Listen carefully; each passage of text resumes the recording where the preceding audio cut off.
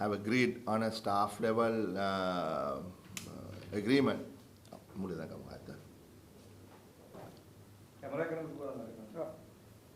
Huh? Hari. Oh, ඒක ලේසි. අතන කියන ලේසි.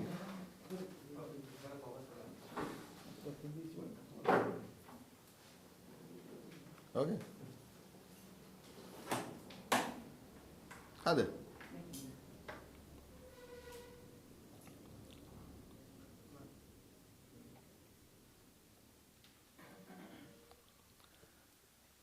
We are certainly glad that the government of Sri Lanka and the IMF have entered into a staff level agreement.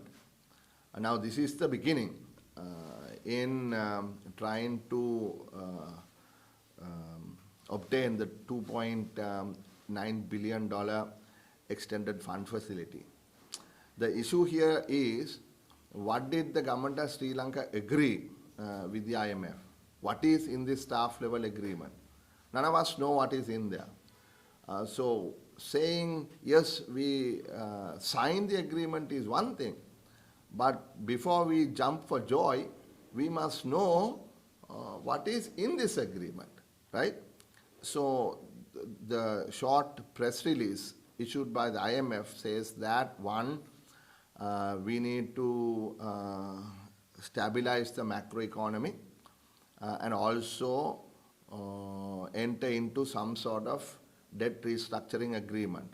When I say enter, it is rather vague because with the official creditors, they require some sort of undertaking to restructure the debt, and with the private creditors, essentially the international sovereign bond holders, they say we should have good faith efforts into arriving at some acceptable arrangement. So I don't know exactly what that means because these are subjective terms. The second thing is while doing all this, we need to ensure there is no instability in the domestic financial markets. So this is in reference, I believe, to the suggestions made by some people, including the president, that perhaps there needs to be a domestic debt restructure, which may have rather widespread negative impact across all citizens.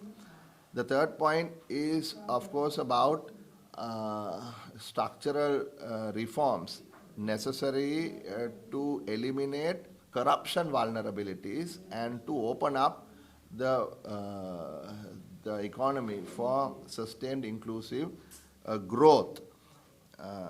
So this is an important point where for the first time that IMF has stated in this agreement that new laws, etc., amendments to laws need to be brought in so that there will be a much stronger legal framework to catch those people who engage in stealing public funds through various projects, through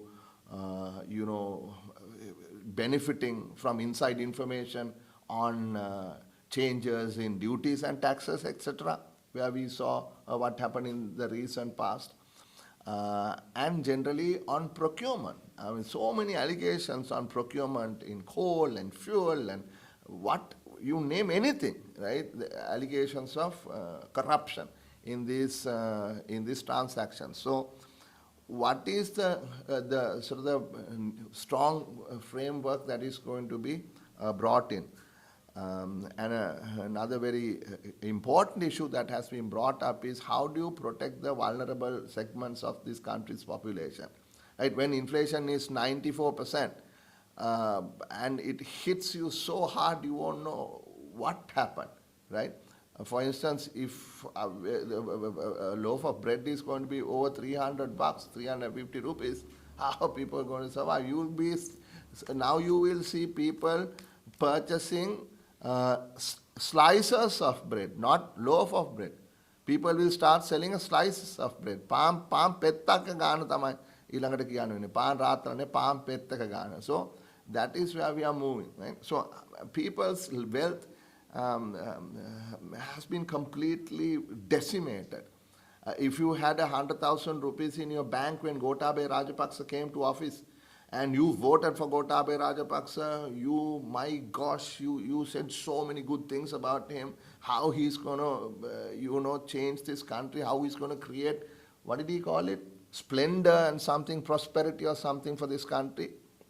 Has completely bankrupted all of us, right? If you had 100,000 rupees, the value of that 100,000 rupees is perhaps less than 10,000 rupees today. From the day Gotabaya Rajapaksa came to office and the day Gotabaya Rajapaksa came back, thanks to the existing administration, where he was received as a great hero and brought back after destroying the wealth of this nation, right?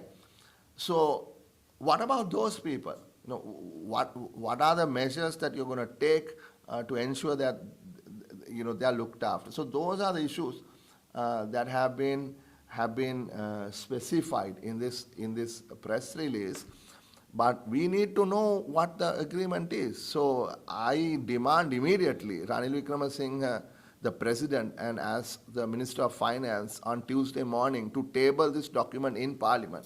If he doesn't table it in Parliament on Tuesday, I, as the Chairman of the Public Finance Committee, will take necessary measures in order to get this out so that no debate can actually happen in Parliament on this agreement, which is going to be the base upon which the next so many months, years will be structured, without knowing what it is. Without knowing what it is. So if he agreed to take the primary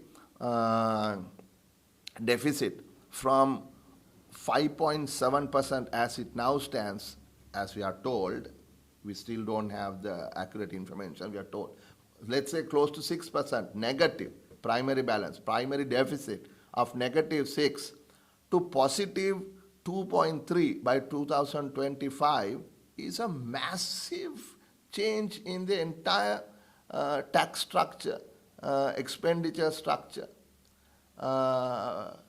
I almost fell off my chair. I mean, how are you going to do such a huge change? Where is these taxes going to come from? How is it going to impact the normal people of this country? So none of that is known. So we need to discuss that. And in closing, today's political correspondent in the Sunday Times asked the question, if the president is to actually implement what he agreed with the IMF on bringing in stronger legislation against corruption, in catching thieves, politicians who stole the people's money and stashed it in other countries, right, and actually prosecute to a finality some of these people and bring some of these monies back to Sri Lanka, will the people who are now supporting him turn against him? Will they become enemies from being great supporters of the president? These are questions that still need answers. But I'll tell you one thing. The system change that the people requested or wanted or demanded and sent Gotabaya Rajapaksa home is that. Right? Don't try to say now, oh, please let us forget the past.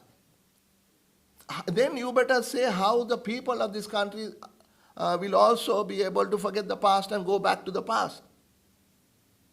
What will you do, right? The great heroes, right, who have been now welcomed back.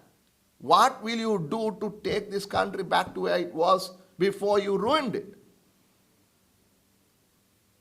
Right? Are we all supposed to say, oh, forget about it? Some people can forget about it because they were allowed to make millions and billions during the regime. But 99.9% of the people cannot. Cannot. Right? So accountability is key, and it is in this agreement. So we are looking, waiting patiently to see what kind of legal action and legal structures the President will bring to take this forward. Thank you. Okay?